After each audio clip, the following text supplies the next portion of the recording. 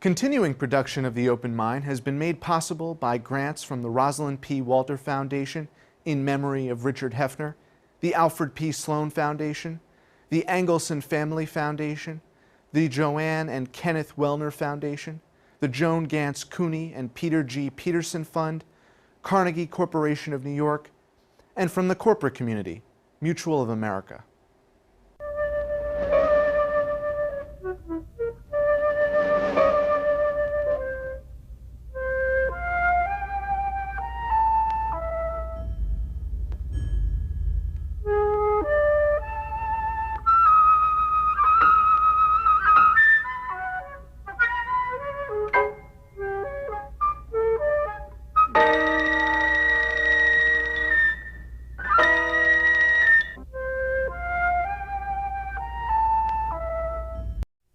I'm Alexander Heffner, your host on The Open Mind. In one of my first Open Mind programs, we welcomed best-selling comedian Baratunde Thurston and considered humor not only as temporary comic relief, but as an ongoing civics lesson for an America whose government constantly falls short of her aspirations.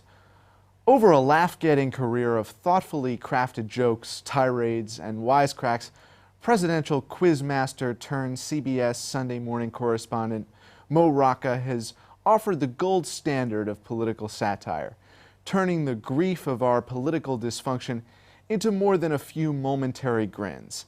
Rocca was one of the first contributors to The Daily Show with Jon Stewart and later joined CNN as a comic observer during their coverage of political conventions.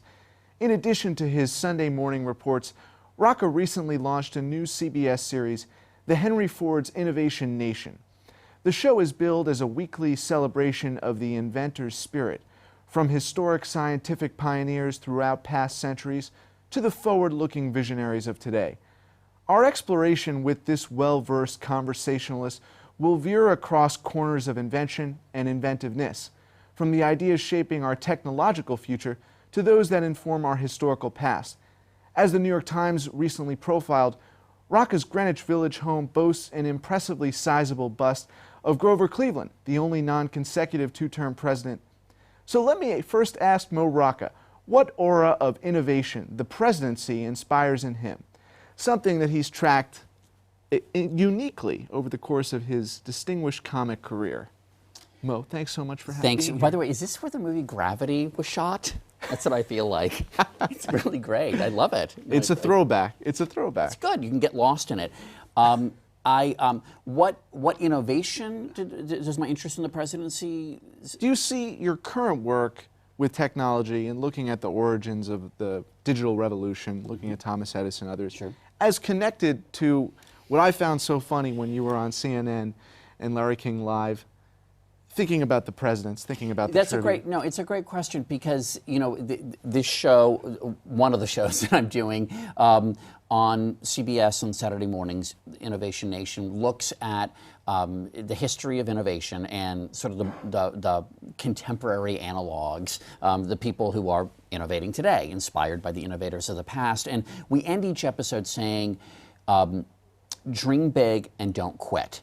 And I think that that's something that our most successful presidents have done, which is they've had big vision and they've pushed through.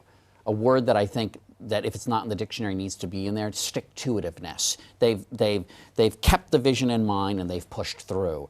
You know, it's a tall order and we rarely get it. But until you asked that question, I hadn't thought of it. But I think that that's something that great innovators share with great presidents, and I suppose that's something called leadership. No, that's a great point, because a lot of people clamor for that innovative model. We need a business person, we need a Tim Cook, we need a Steve Jobs in the Oval Office. Mm-hmm. I mean, just as much we need the comic levity to bring about, you know, a more livable routine. Yeah, oh, absolutely.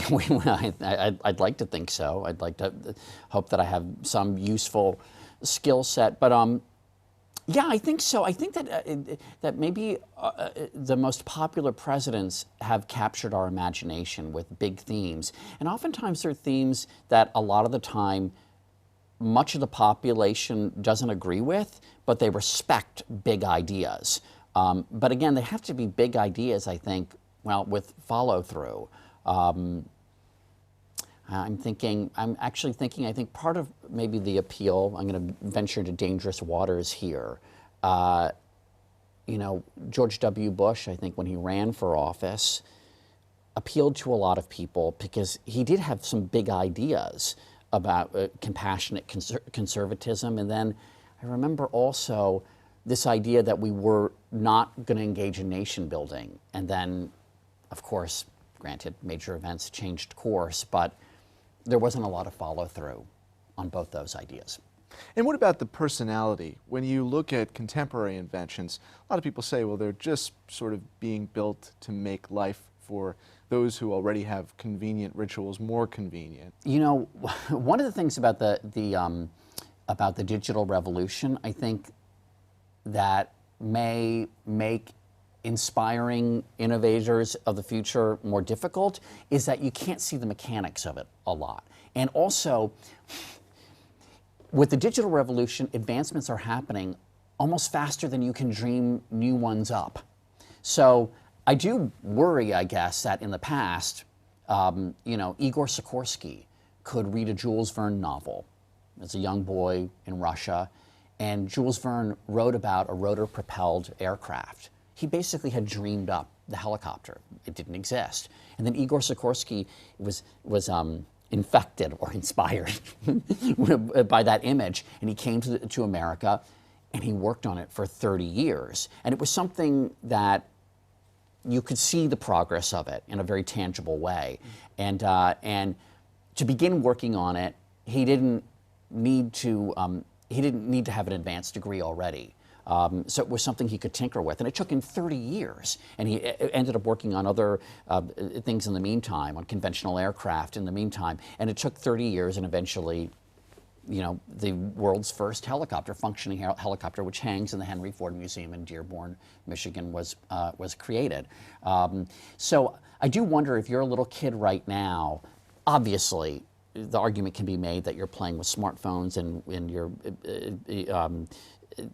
becoming digitally adept from an early age, and you know, these kids, I'm sure, are thinking of new things that can be done with it. But putting myself in their shoes, it's not as tangible. It's not as tinkering. Also, when are we going to break ground? I mean, what is not groundbreaking? Right, or do you mean what ground is left to break? Or yeah, that too. Yeah. I mean, you know, I think you could ask the question both ways. What is not groundbreaking, and what actually would break new ground, in that we would be inside the process? Because when we have these interfaces with the devices, everything seems to be this sort of one-sided, user-friendly approach. But in terms of the coding, in terms of all of the processes that are at work to make it happen, the young person you're mentioning is disconnected from it. Right, exactly. The back end, you know, they talk about the front end and the back end of what. So Yeah, the that's a great innovation point. happening today.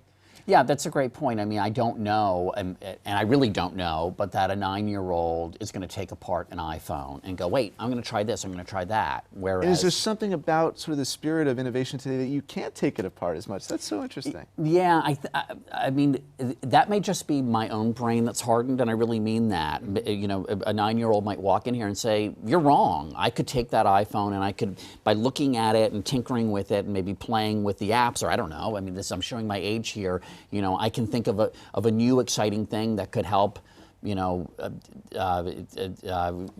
clean water or desalinate water for millions of people. So, To turn tables a little bit, you are someone who's made me and my contemporaries laugh. And what's the evolution been in our comic tradition?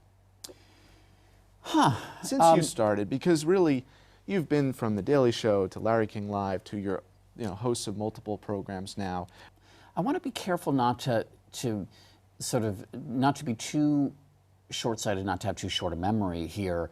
For me, The Daily Show was obviously very formative, an exciting show, you know, led by a guy who I think has had a pretty big impact on comedy and contemporary life, Jon Stewart. And you know, The Daily Show didn't invent political satire, obviously. Will Rogers didn't.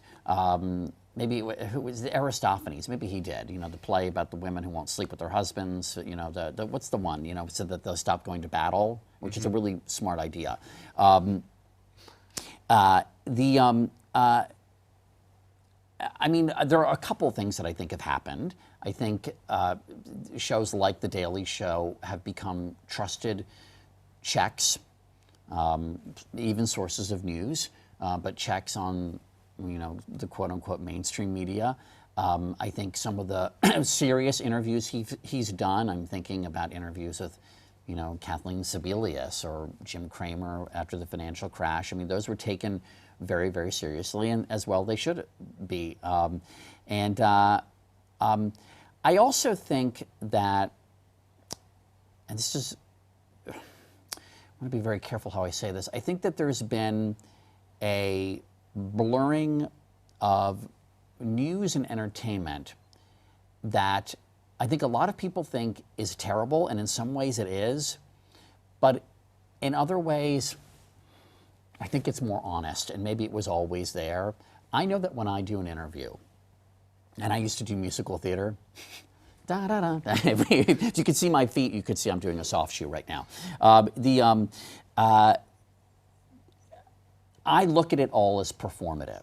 I think a good interview is like a scene. There's a relationship that develops, maybe, you know, and at its best, it kind of evolves over the course of the interview.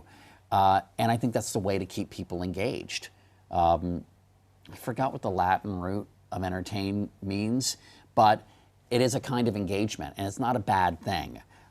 You're telling a story, and I can't tell you exactly how The Daily Show and my work with political satire influenced that, but I feel pretty confident in saying now that the best interviews I do, the best stories I tell on CBS Sunday Morning features, you know, anywhere from 4 to 9 minutes, are stories that are well told. The best ones, hopefully, are well told, and there is a performative quality about it. So I wonder if comedy and news has helped break down that wall also. And, you know, does that make sense? No, it does, because those are two different camps. And typically, I think, Mo, people blast the idea of infotainment, but you bring a different approach to it, because I don't know if you view this as your mission, but you really want to engage, and I mean, you care about people's literacy. Does the audience really, they may say it, but do they really want someone sitting there just sort of reading questions and being neutral and occasionally asking a follow-up? We know that they say they want follow-up, but if you really had that sort of personality-less questioner, I mean, that might as well be North Korean state TV or something. Yeah. I mean, at least style-wise, and it's not going to engage people. And I'll just say that what you've said to me brings to mind what the challenge was for me doing a documentary for PBS on voting in America, on the history of voting in America. And I'll tell you, it was a documentary called Electoral Dysfunction. It aired right before the 2012 election. And I think it's probably being re-aired quite a bit right now on member stations because of the midterms and because of voter ID laws and the continuing controversy over those. When the filmmakers came to me and asked me to do a documentary, to host a documentary, to be sort of the point of identification, the central character going across America, learning about what it's like to vote in America and how complicated it is, one of the reasons I said yes to it is I said, shows and documentaries about voting are oftentimes as entertaining as watching paint dry. Brutal, let's just say it, like eating cardboard. And I thought, this is a really great creative challenge. How can I be a part of making this palatable and engaging and, yes, entertaining? And I hope we largely succeeded. And it was largely due to the filmmakers, because it's man, giving birth to a documentary, that's hard. That is hard. But anyway, so I'm pro engagement, even entertainment, when it comes to news and information. And I think even the mainstream news anchors have identified that this veil of objectivity was never really there. Right. I mean, everything has been subjective. And you're almost being dishonest if you don't start from that premise, right? You can't be neutral over the shape of the Earth. I mean, it's round. There's no other, it's not flat. There's no other side to that debate. The hardcore folks will say, in terms of objectivity, well, there's fact and then there's opinion, but the design of the Earth is a question of fact. You know, the Earth's relevance in the larger stratosphere, well, that's opinion. I want to emphasize that when I say entertaining and engaging, that doesn't necessarily mean funny. And one of the things that I had to check against myself is, how can I use my talents to help engage people and tell a story without stepping all over it? And a lot of the time that means just like stepping back and not, doing a tap dance in the middle of what should be a moment when the person being interviewed is telling his or her story. So how can I facilitate it? We went to a public elementary school in New York to explain the Electoral College to a group of fourth graders, because kids are fair-minded. Before they're corrupted, they're pretty good barometers of fairness. And we set up an election between colored pencils and magic markers. And magic markers won the popular vote, but then we split the kids into tables, like states. I don't want to make this too complicated, but we rigged it so that colored pencils would win the electoral vote. And one of the kids, and you can't direct this, you can't script this. One of the kids lost it, was furious, and I just let him go in front of the camera. And I think he spoke for a lot of people who said, wait a minute, the Electoral College is kind of a silly system. So those are moments I'm proud of, when I can use my talent to help set up a moment like that. It reminds me of that very famous documentary where Blue Eyes, it might have been eyes or hair, but it was a teacher in a rural district in the Midwest, it may have been Iowa, where to imitate what was going on socially outside of the classroom in terms of discrimination against people of color, it was all white kids. And if you had a certain color eye or hair, you were a second-class citizen in that room. That interesting. Piece of it reminded me of that element of your documentary. And that's not funny, but it certainly sounds engaging. Yeah, yeah. So what's next for Innovation Nation and your hopes for the series in terms of really kind of grappling with the emerging sector of technology?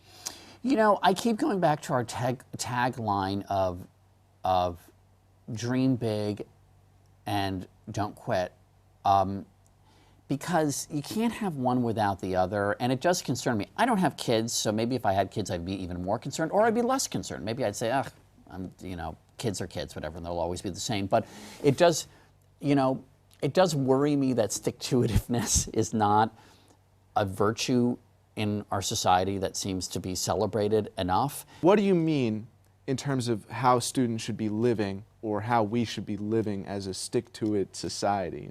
Sticking to... It seems to me, and I have no data to support this, it seems to me that the amount of failure that goes into success is ignored in popular culture. That it's the people, and there are all sorts of inspirational quotes. I can't recall any right now, but that we point to on the show, of great innovators who talked about how important failure was in their success.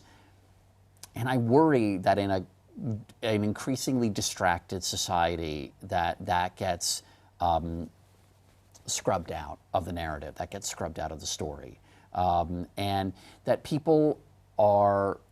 that the slam dunk, metaphorically, is so celebrated in the culture that people are increasingly afraid to fail.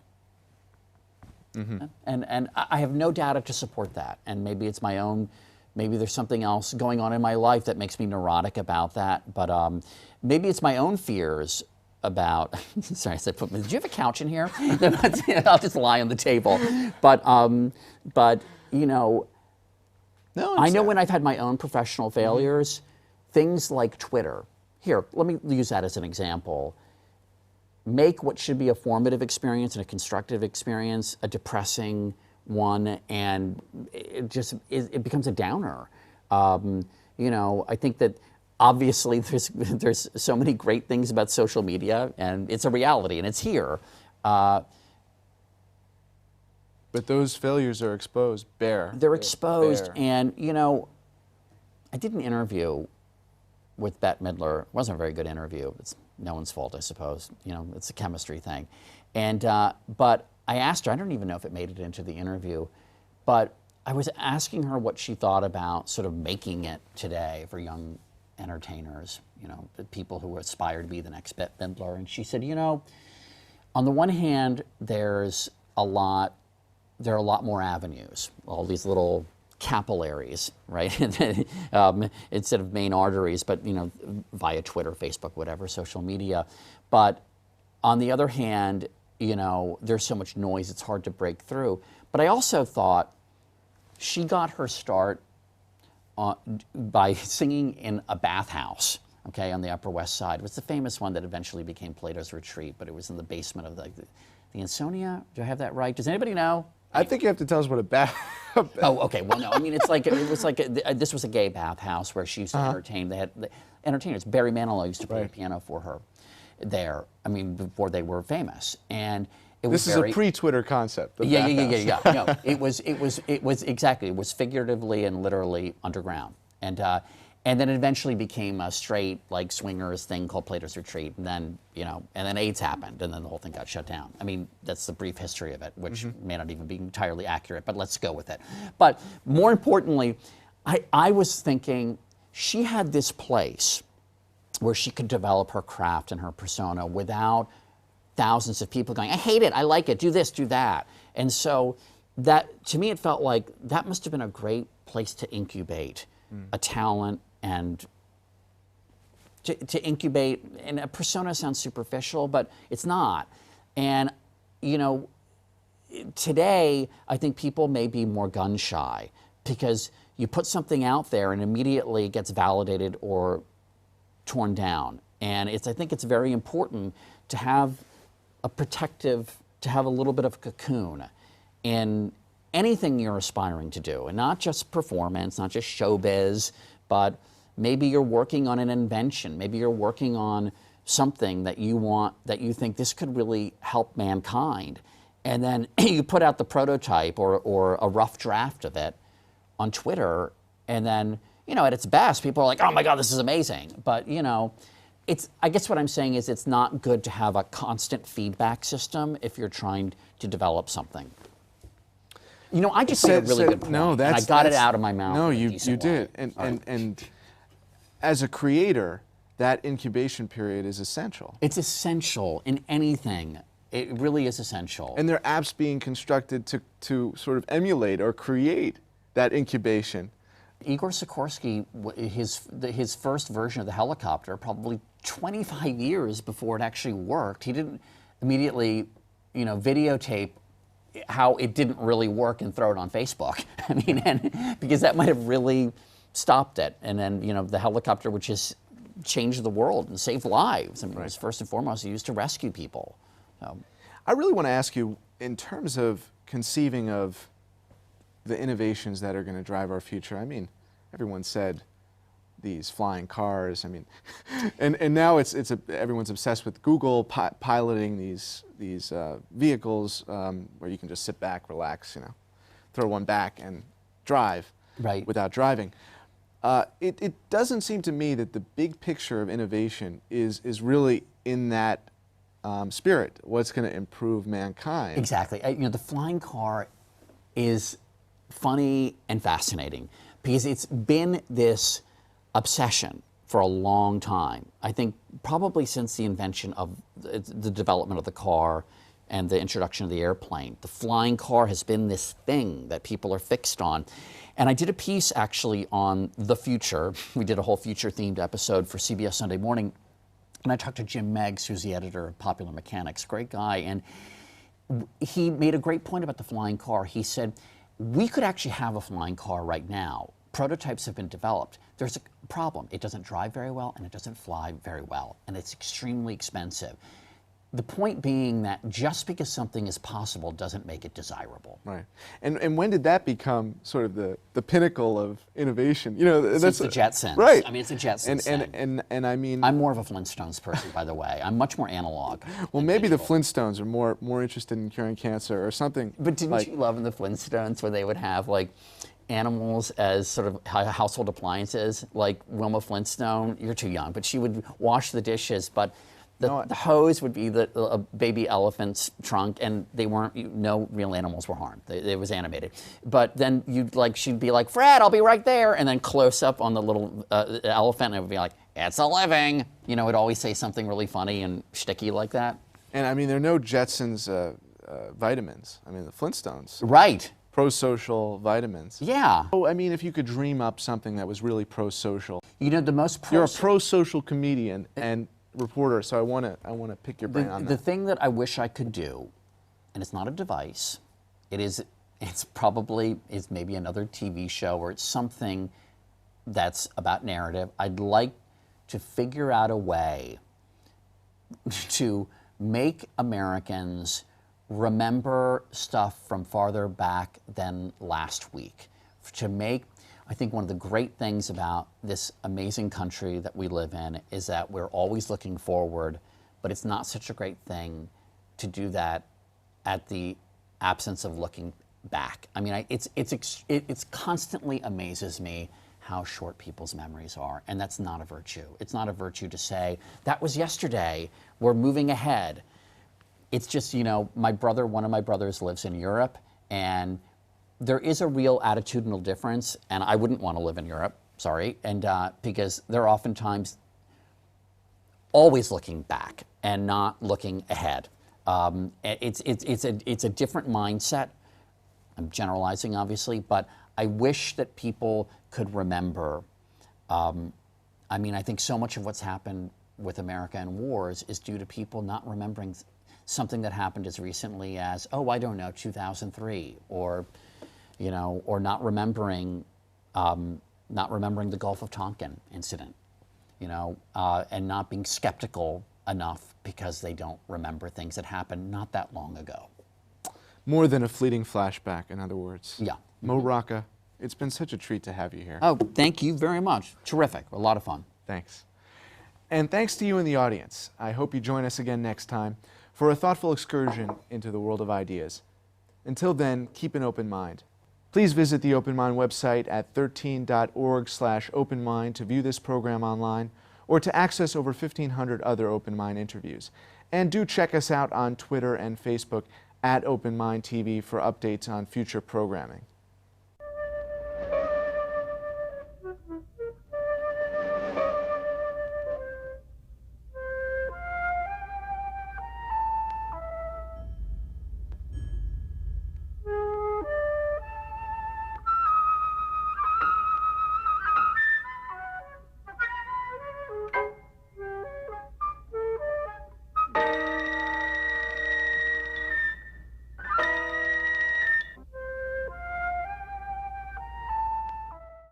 Continuing production of The Open Mind has been made possible by grants from the Rosalind P. Walter Foundation in memory of Richard Heffner, the Alfred P. Sloan Foundation, the Angelson Family Foundation, the Joanne and Kenneth Wellner Foundation, the Joan Gantz CUNY and Peter G. Peterson Fund, Carnegie Corporation of New York, and from the corporate community, Mutual of America.